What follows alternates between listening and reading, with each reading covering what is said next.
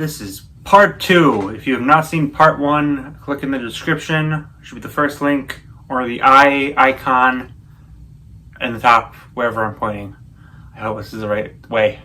Also in the description will be the time codes to every anime I talk about, in case you want to skip around. Also, I do spoil Death Note and Promised Neverland. So if you don't want spoilers for those, skip those. Speaking of Death Note, by the way, that's the first one we're talking about. I'm sure most of you know this one. If you look up the best anime, you almost always are guaranteed to see this one pop up. It's a very unique idea. A notebook that can kill anyone who's written in it. And it falls in the hands of this genius teen named Light. Light and L are both polar opposites, yet very similar. So there's no real good or bad guys in this. Light may be a mass murderer, but he's doing it for reasons he thinks are just, while L is seemingly the good guy. He constantly makes decisions that seem morally strange. The constant 4D chess these two keep doing against each other is constantly gripping. The show is amazing whenever these two are on screen. I love it. So of course they kill L. Okay. It seems like a lot of people really hate this part of the show, but I don't think it's that bad. Just kind of derivative, I guess. Mellow is just kind of L light, not like light as in the character, light as in lesser. It's the same basic idea as L, but he's not really connected to or as smart as Light. I'm not gonna say the show died when L did. It just goes from easy like 10 out of 10 to like a 9. I'm focusing a lot on what happens after L dies, because I'm sure if you have any interest in anime, you've seen this before. I'm not convincing anyone. I just kind of want to explain why I like the more controversial parts of the show. Even with it, I still think Death Note holds high as one of the greatest anime series. And I mean, even if the final parts aren't as good, it's got Ryuk, dude. What more could you ask for? Only thing that would make them better if he was William Dafoe. Wait, no! So, moving on to what is quite possibly everyone's favorite anime, to my own. FullMetal Alchemist. Brotherhood. I haven't seen the original. This isn't even a contest. I can think of very few shows, anime or otherwise, that have engrossed me in their role as much as I was in this. From the characters, to the abilities, to the rules, everything here just works with me. Almost every beat, whether it be comedic or dramatic, works. If you haven't seen it, do it. But anyways, if you haven't, the basic gist is that two brothers, Ed and Al, are part of Alchemist, and joined was basically the police department for Alchemists. And it's about them facing different foes and trying to get their body back, and also finding their dad. This honestly deserves more than just this one very simple short segment. I might make another video about this. Besides a kind of a weak first handful of episodes, I legitimately can't think of anything wrong with this series. It's an absolute must-watch. Even if you're not a fan of anime, I highly recommend this. You ever wanted to see what would happen if Light and L were in love? You could probably find a billion fanfics of that, but if you want something official, it's kind of what you get with Kaguya-sama. The show centers around Kaguya and Shigane, two high school students, a part of a school council in love with each other, with one tiny little caveat. They don't want to tell each other. The whole show is the two constantly trying to get the other to admit they love each other. With them we have Chika Fujiwara, an airheaded but well-meaning girl with like 50 memes based around her, and Yu Ishigami, a depressed emo boy with an actually pretty sad backstory that I'll get to later. The show is pretty much just Kaguya and Shigane trying to get the other to admit they love each other, and Chika and Ishigami coming in and ruining it all. The first season is pretty good. I do think it drags at points, and I don't really like Ishigami that much. He's kind of annoying and overall pointless, but I liked it. And then we get to the second season, where absolutely everything is cranked up to 11. If the first season was like a 7 or 8, this is an easy 10 out of 10. Kaguya Season 2 is one of the most constantly funny things I've seen, with different scenarios the cast constantly put in. But even better than that, it's got some really hard-hitting scenes. The episode exploring Ishigami's backstory took him from my least favorite character in the show to easily my favorite. It's a surprisingly sad and relatable story of his one-sided crush despising him because he beat up her boyfriend, who is in actuality a complete scumbag who is planning on screwing over her with freaking revenge porn, and how it twisted him to the depressed man he is today. But then it comes to show that he has a brighter, better future thanks to his friends and the rest of the school council. It's freaking beautiful, dude. One of the best things I've ever seen in anime. Season 2 is basically perfect. Season 1 isn't that bad either. I give it a high recommendation. Next is Ascendance of A Bookworm, which is, as you could probably guess, a book-obsessed kid reviving himself and taking over someone else's body so they can read. And they also revolutionize many forms of good and services and also join a religious group. But that's not the point. I really like cute things. And this is a cute heckin' show. So that's why I like it. The main character named Mine, spelled like this because language is just dead, and her whole shtick of trying to get to just read and also changing the entire course of history, it's charming, dude. It's heckin' charming, okay? The animation is very pretty, even if some of the characters look like frogs. This is probably one of the least talked about anime of the ones that I'm talking about, so I'm not going to really say much about it because I don't want to spoil it. But I do recommend giving it a watch if you're interested in like more slice-of-life-y anime. I overall prefer the first season to the second, as it's more focused on Mine and her obsessive quest to read, which is kind of sidelined in season 2. And that premise is what I love the most about the show, so it kind of sucks to see it sidelined. I mean, it's still there, obviously, it's just not as prevalent, because I kind of like this weird yet sweet story of a book-obsessed girl trying to help her town out while trying to read. Either way, I recommend the whole show. So, this next show is Hitorii Bocchi.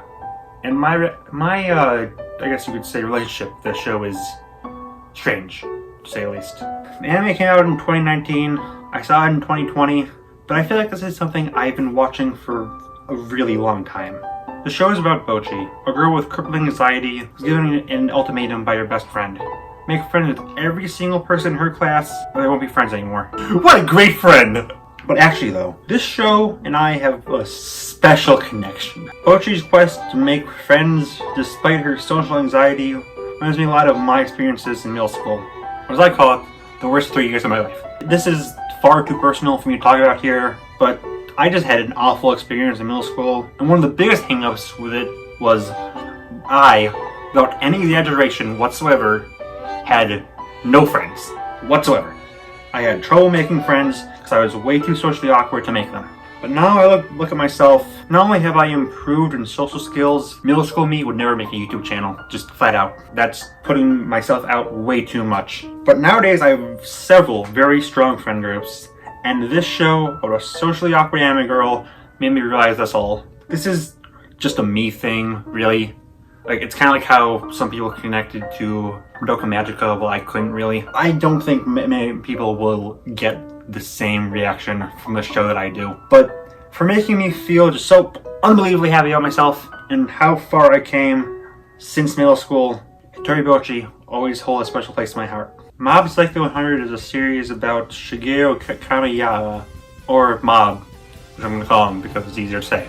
A very kind and soft-spoken young boy who's living in his normal life throughout middle school, struggling with things you'd expect from that age, girl troubles, inadequacy, being unsure about your future, having a con-man boss, actually being a powerful psychic with your powers being activated when he gets pissed off despite not wanting to use his powers, destroying a cult resulting in a ghost following him around, turning a guy into Marge Simpson, the works. Mob Psycho is a fantastic show. It is possibly my favorite art style out of any anime I've seen. It's based on a comic by One, the same guy who did One Punch Man. I'll talk about that later. It's a very sketchy and crude art style, and while One Punch prettied it up a lot, Mob seems to keep it pretty much the same. That seems like a bad thing, but honestly, I like the sketchy look. So many anime look way too similar. So it's nice to see something that stands out. And even gets a bit better when the psychics, they use their powers. Mob himself is a great character as well. He's just the nicest kid you'll ever meet. He's just, I want to give him a hug. That's not to say the rest of the cast isn't good either. Regan is the best waifu. No one else to say. One of my favorites are the one I'm talking about, and I'm hoping for season 3. Please. First appearances can be deceiving. Sometimes, a cute anime boy might actually be a cow, and sometimes what seems like another run-of-the-mill slice-of-life romance anime could be one of my absolute favorites. Fruits Basket's concept is that Toro, who is just the most precious character ever, I love her, starts living in the Soma family household. A family with a strange curse that turns them into one of the animals in the Chinese zodiac when hugged by someone of the opposite gender. And it's just her interacting with them all, plus some of the other friends at high school. Like I said before, I wasn't expecting much. It just seemed like another slice of life love story. Characters here are deceptively complex. Kyo seems like a stereotypical cool anime edgy boy, but he's actually dealing with a lot since he's possessed by a cat, which is shunned by everyone else since it's not actually part of the zodiac. And it's shown that he actually does care for Turo, and even has some sort of relationship with Yuki, just for one example. All the characters I love in some way, like the Snake Man, whose name I don't remember, I will probably butcher anyways, so he's Snake Man, who is super energetic despite his past regrets, and even Turo's school friend who looks familiar. I just adore this series. It's a very high recommendation here. One Punch Man does not need an introduction. Even if you're not an anime fan, you know this show. It's the story of Saitama, a man who wants to be a superhero and ends up being so strong that he can beat anyone he fights with a single punch. One Punch Man is a pretty solid show. It's not as great as I feel like people hype it up to be, but I do like it. It's supposed to be a satire of overpowered heroes in comics anime, and it does that pretty well. Maybe a little too well. It's an action series, so it does get kind of stale when your protagonist can kill whatever they face with a single punch. Now, to be fair, they do circumvent this by mostly focusing on other characters like Genos for a fight. Genos or Genos? I don't know. Anyways, with Saitama mostly on the side questioning his life choices, I can relate. Overall, I do like the show, but it can get kind of repetitive in my opinion. And I guess I should have been this up. The second season is done by a different animation studio. Personally, I don't think it looks that bad. I just feel like people hate on it because of how good the first season looks. But in my opinion, the animation went from like a 10 to like an 8. So yeah, I do like this show at the end of the day. Nothing else to say except Saitama is super overrated in power and we're curb stopped by Superman, Goku, Godzilla, Kirby, Thanos, or literally any other stereotypically strong character. Okay, thanks, good night. Next is Gurren Lagann, which, how I say this without being rude, it's one of the most stereotypical animes I've ever seen. It's got all you'd expect from an anime. Yelling aloud, ridiculously long attack names, mechas, main villain is basically God, pinning on sensical points, got a bittersweet ending, intro and outro songs are actually bops, bad guys switch sides, fan service, oh god, definitely fan service. It seems like this is a lot of people's first anime, or one of their first, which might explain why I'm not as into it as most. I've just seen a lot of anime that have done similar things, albeit a lot of them were released after, but still, hindsight's 2020. However, just because I've seen this before doesn't mean I can't like it. What it does well, it does very well. This is another one of those instances where I feel like I'm not the best person to talk about this. I still recommend it, it's just, I've seen it before. Again, I probably should have seen this show before I watched most of the other things, but what can you do? If given the choice between telling my family that I have seen Mrs. Kobayashi's Dragon Maid, or that I did a video where I cross-dressed as Rosalina, I would rather perform the entirety of Lord of the Rings trilogy dressed as Rosalina and tell them that I watched the second show. Jokes aside, Dragon Maid is actually a show I love quite a lot. The show revolves around Mrs. Kobayashi and her maid, who is, wait for it, a dragon. I love this show so much at parts, and I shake my head at some others. Kobayashi is a relatable character, and Turo, I really hope I'm saying this name right again, same name, different character. It's just a lot of fun. She's upbeat and cheerful, and easily the second best reptile made in anime. Then there's Kana, who is precious and pure, and I love her. I will protect her with my life, even though I don't really need to, because she can turn into a giant dragon. I like cute things. That's pretty much what this video is about. So for the most part, when any of these three are on screen, I love it. But then there's the other side of the coin, fan service side. It's not just me. A lot of my friends who are far more into anime than I will ever be admit that this show's fan service is pretty pointless. A lot of the blame can be put on Lukoa, who I don't hate, I just think she's pointless. She's only added in so people can point out, hey yo, she's thick. And then there's their whole thing with Shota, which is just creepy. Yes, they really did name the young boy who got harassed by an over-sexualized adult woman Shota. Because what is that subtlety? But she's not the only example though. Remember that one scene where Turo and Kana are licking each other while naked? If you don't, I envy you. I've been hammering down hard on fan service a lot, but that's just because, put that aside, it's a really good show. If you can look past the eye roll worthy moments, this gets a strong recommendation. Just know you're getting into beforehand. Ah yes, HunterxHunter. No, not HunterxHunter. Have you seen HunterxHunter? Oh, yeah. HunterxHunter is really good. I've been like, what, how long is this video already? 20 minutes? And the last video was like, what, 20 minutes as well? Taking a lot out of me. I put my heart and soul in my deep story backstory with the Hitorii Bocchi segment. Just, sometimes I can't write funny, okay? Sometimes I just need to say, it's good. Next. I'm done with my life. Seriously though, HunterxHunter is a great anime. The 2011 version is, at least. I haven't seen the original. Centers on Gon, who is a newly registered hunter, basically an assassin but cooler, along with his friends Killua, Kurapika, and the Oreo. It's a shonen series, so it's mostly action, but I'll admit, most of the twists and turns the show makes I did not see coming, and I really liked. One of my hang-ups with a lot of shonen series is that they're kind of predictable. This one very much is not. I'm really invested in these characters, and I'm always ready to be with them no matter what they face. My favorite personal part of the show is the Chimera Ant arc. It's divisive among the fan base, which I can understand. 2 of the 4 main characters are completely absent, and it's very, very long. What it does have is fantastic. All the different chimeras they meet are both amazingly well designed and great overall characters. My favorite is, to the surprise of absolutely no one, Melioran, who is the chameleon. I really wish I made the top 10 chameleon videos after I saw this show. He would have been on it for sure. Plus, I would have seen him talking about Tough Puppy. If I ever remade that list, he'd definitely be on there. I would correctly on. I'm sorry, everyone, that I sued him. Please forgive me! Chimera is also a good counter to Gon. As he gets more vicious throughout the show, the Chimera Ants actually become more and more sympathetic, including their leader, Miriam. HunterxHunter may not be my favorite anime, but it's definitely up there. And like Brotherhood, it's one I might talk about more later on. It's a long show, but it's a very good one. I didn't know much about Soul Eater going into it. All I knew is that people suggested it to me. It was Halloween themed. It was October, and I was looking for something to watch, so, might as well. And around the same time, Death Battle was doing a video with a Soul Eater character, so, screw it, might as well watch the show.